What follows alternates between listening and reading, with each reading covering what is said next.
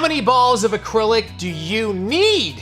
1 ball or 3 balls? The master himself, Greg Salo, is gonna show you what to do right now.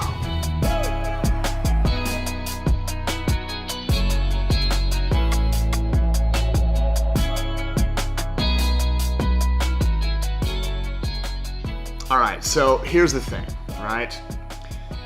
The 3-ball method versus the 1-ball method, you know, and I'm sure you guys have seen all kinds of content based on this.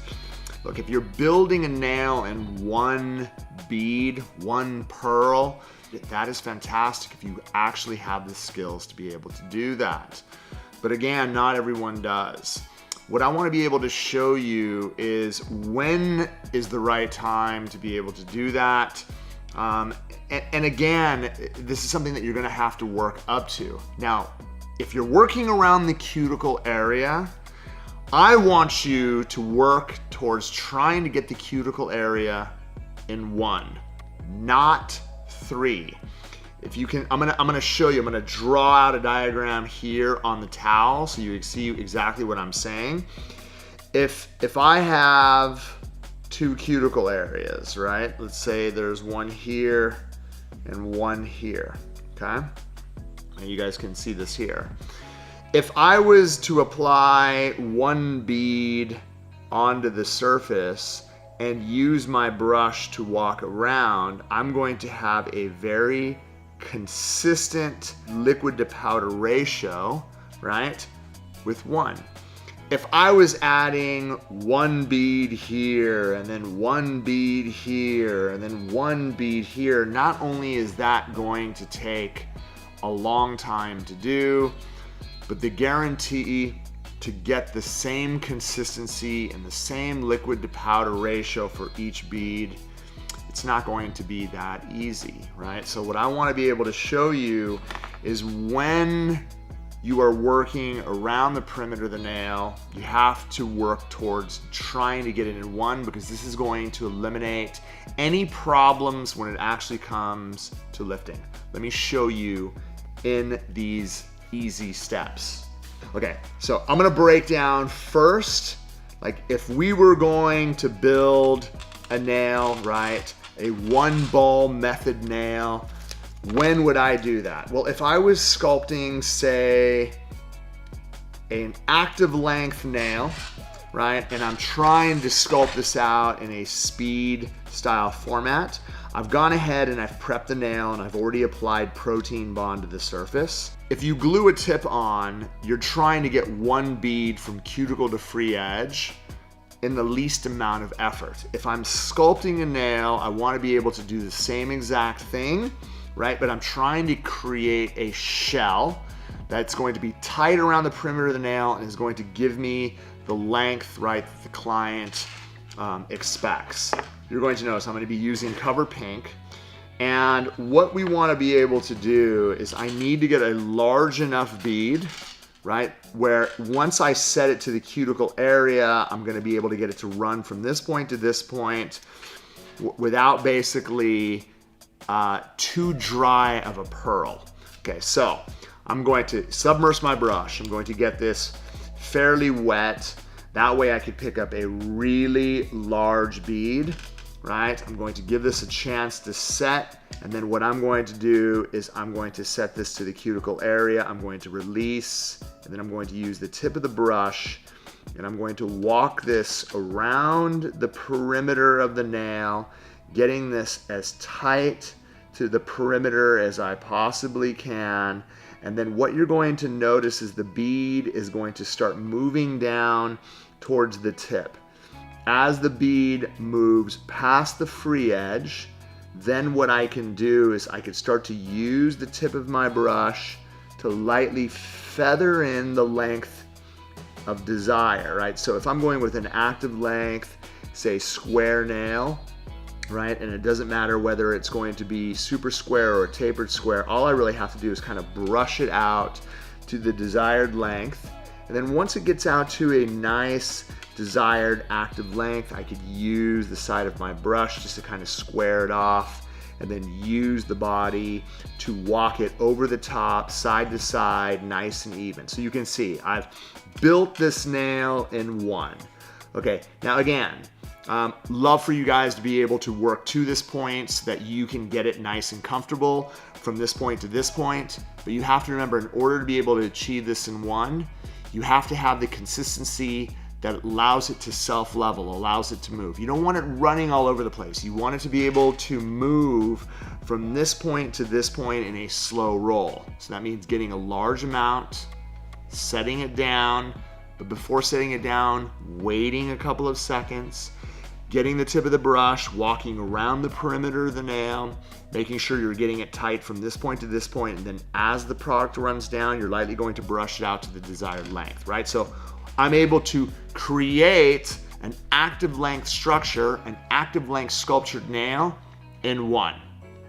When would I use 3? Let me show you. All right, so we're gonna do the same thing. I'm going to get my form. I'm going to go ahead and place it on the nail. Now here's the thing, right? Not everybody is going to be able to sculpt it in one. So for all of you guys that are starting, we're gonna start by building the free edge first. So the first bead is going to go down on the tip. I'm going to pick up my bead. I'm going to drain the excess out. I'm going to set this to the very, very front of the nail, wipe my brush, and then use the body of the brush to walk it flush to the natural nail. So again, depending on what style or shape you want to build, you're going to be able to mold it to the desired shape that your client likes. Right now, we're just going to do, again, a very, very slight tapered square nail. Nothing too long. We want to do active length. Okay, perfect. So my first pearl is going to go down right there. It doesn't have to be super, super flush as long as the extension is attached to the nail. Now, my second bead is going to start at the cuticle area, and I want that again to be in one.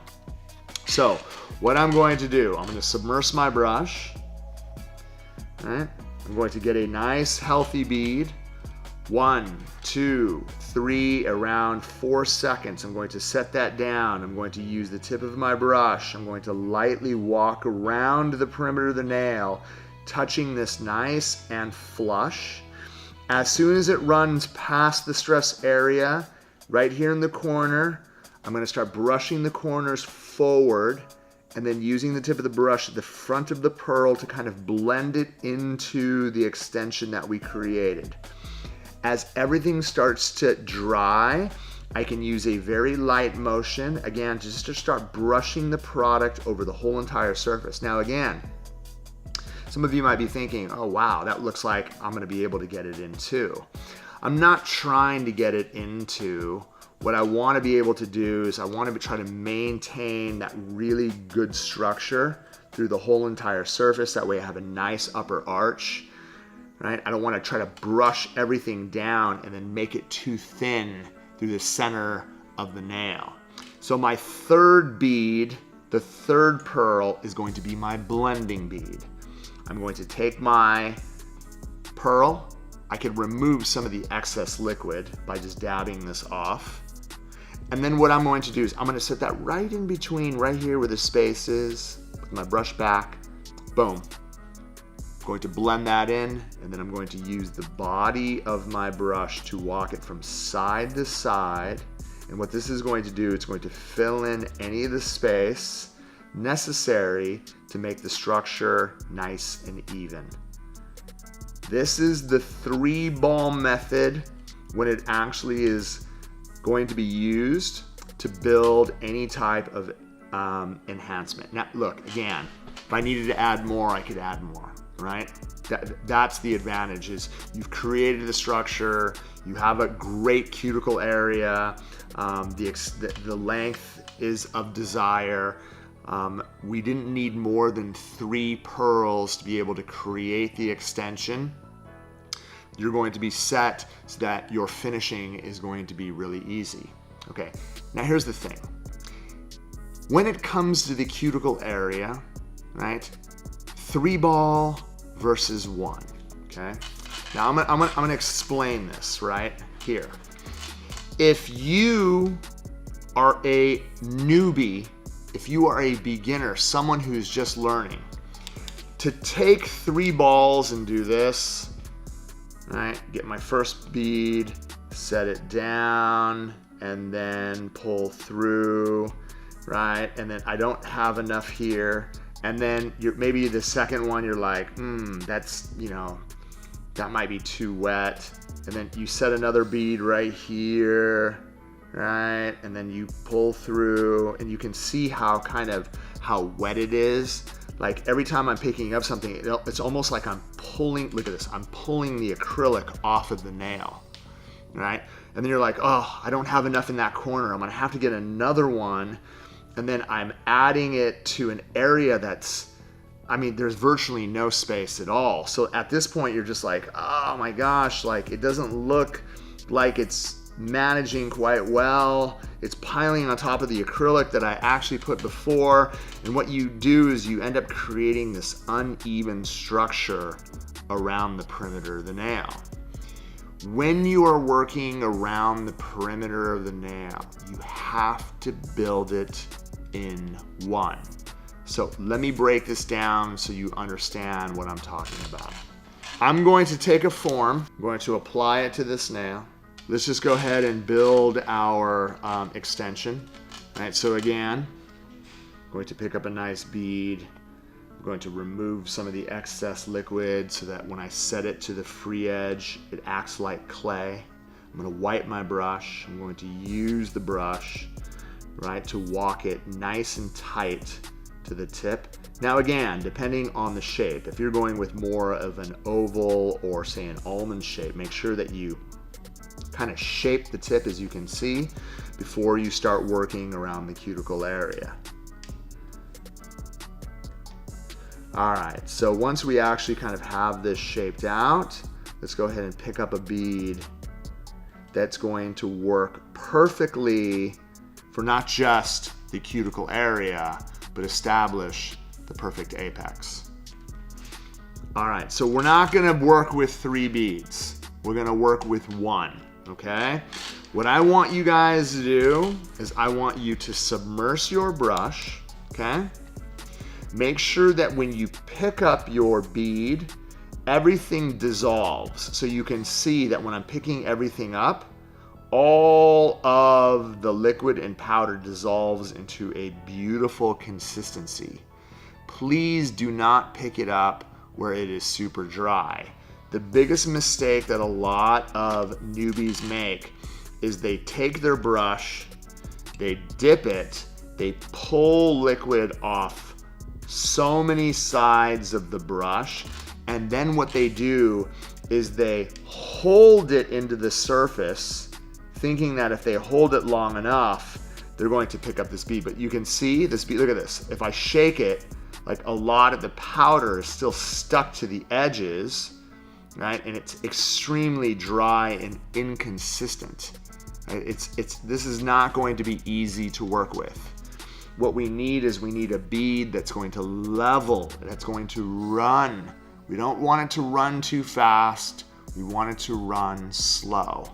So again, take your brush, again, lightly tap off the monomer, bounce in the powder, right? And then just wait. 1, 2, 3, around 4 seconds. You're going to notice that when I set it down, it releases from the brush really easy. Look at this. All I have to do is lightly touch around the cuticle area.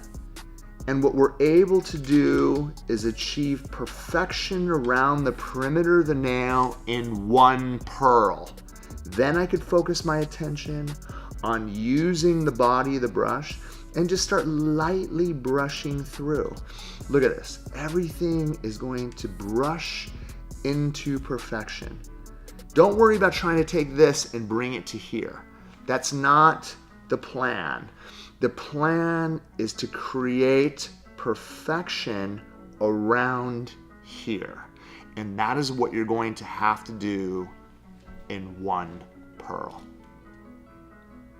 All right, so to finish this off, what we would have to do, again, is get a nice blending bead, probably almost the same size at this point, because I don't want it to run so much. I would take off a little bit of excess liquid.